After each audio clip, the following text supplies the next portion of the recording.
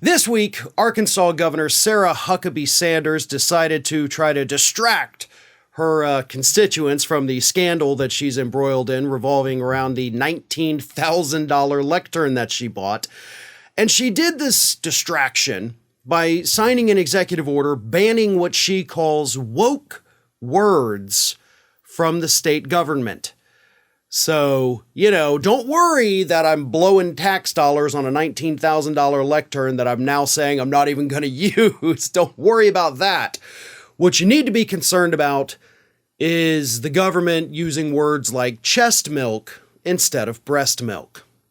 And no, I'm not making that up.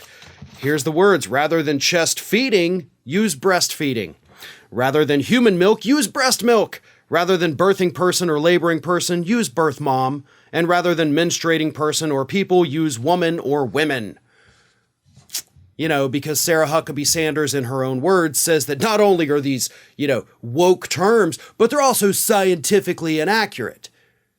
Which is actually an inaccurate statement because technically these words are scientifically accurate. They're almost more scientifically accurate, technically by definition.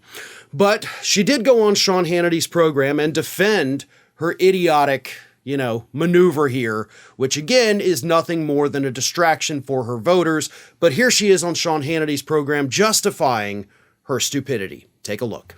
Yeah, the idea that we have this just absolute insanity. We are now living in a world where everything is crazy versus what's normal. And the left continues to push this woke agenda, basically trying to erase the differences of women versus men, ignoring all of science and biology, and completely ignoring the fact that women have a unique perspective. Only women can actually give birth, no matter how many different ways they say it.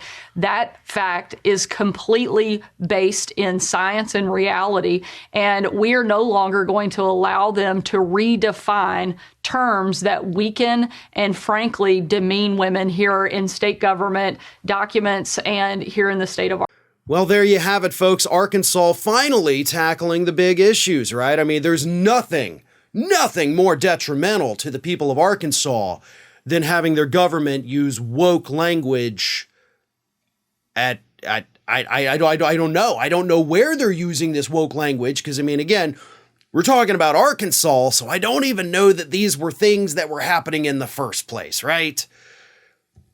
As I said, this is a distraction, but it's not just a distraction from the $19,000 lectern scandal. It's a distraction from the fact that the state of Arkansas has the 5th highest poverty rate in the United States. Over 15% of the population of the state of Arkansas living in poverty. And is Sarah Huckabee Sanders addressing that? Nope. She's banning woke words because that's really your problem. I'm sorry you can't put food on the table, but really I know what you're concerned about is the woke words, right? 47th in healthcare. State of Arkansas ranks 47th in healthcare. They rank 45th in the nation in education.